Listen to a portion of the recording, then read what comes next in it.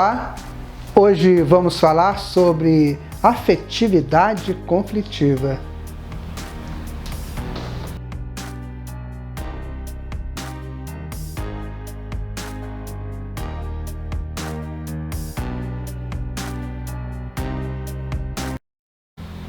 Como é que se formam os afetos?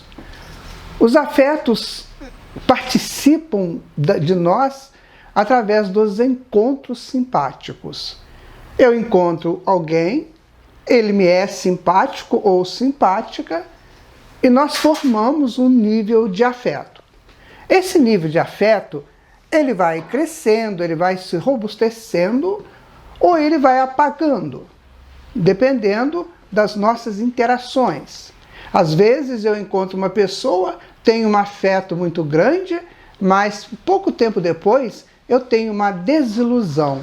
Então eu apago aquele afeto. Agora, se eu tenho uma interação plausível, uma interação de bons frutos emocionais, intelectuais e que me dá prazer, então esse afeto ele vai ficando forte dentro de mim.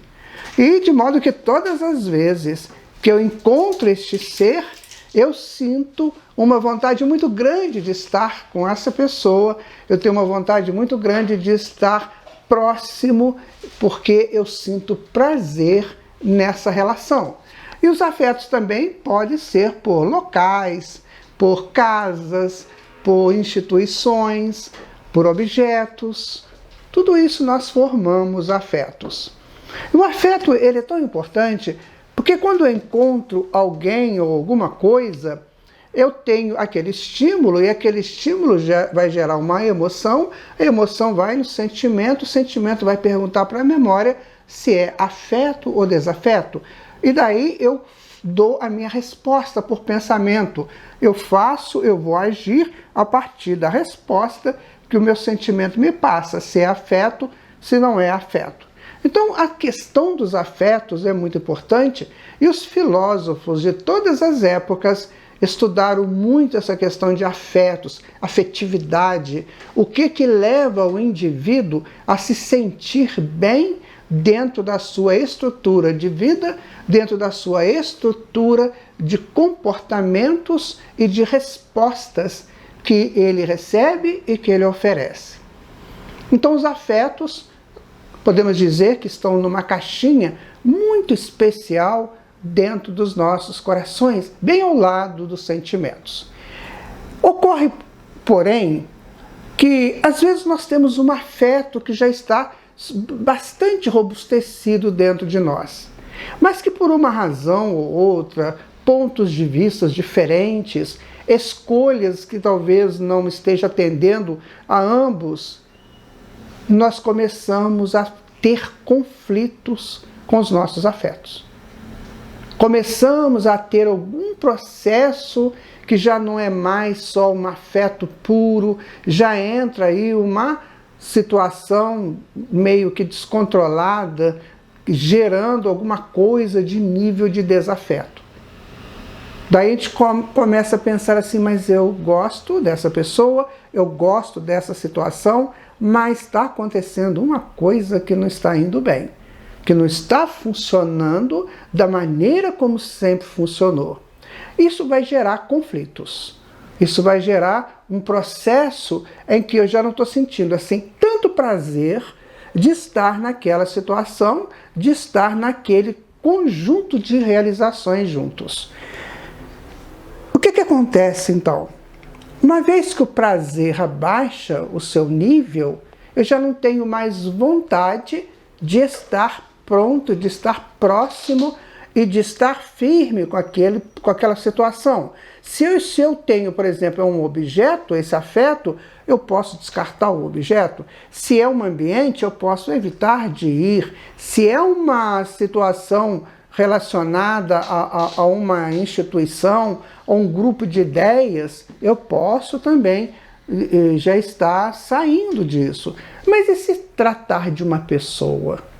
Se tratar de alguém, por exemplo, se tratar de um familiar, se tratar de um amigo, de uma amiga, como é que eu faço isso? Nós temos que viver em conjuntos.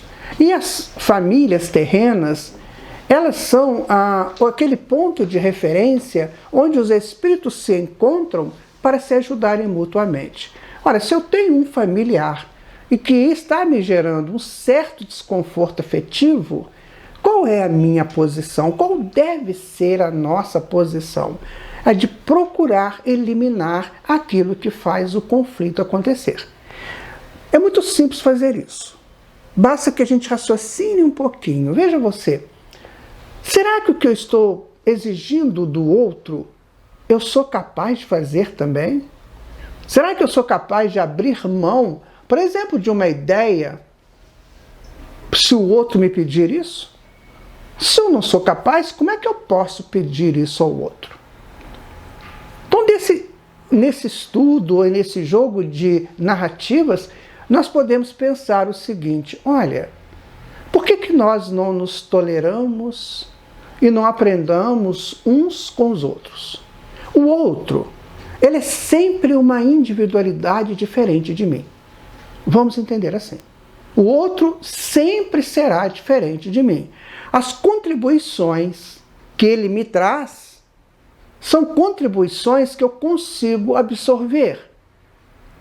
Agora, se essas contribuições que ele está me trazendo não estão sendo úteis para mim, então eu tenho que aprender a ter afeto até por aquilo que não é útil naquele momento para mim, para que o meu descarte seja um descarte nobre e elegante. Um exemplo simples: a pessoa chega para mim e me diz uma coisa que eu não gostaria de ouvir.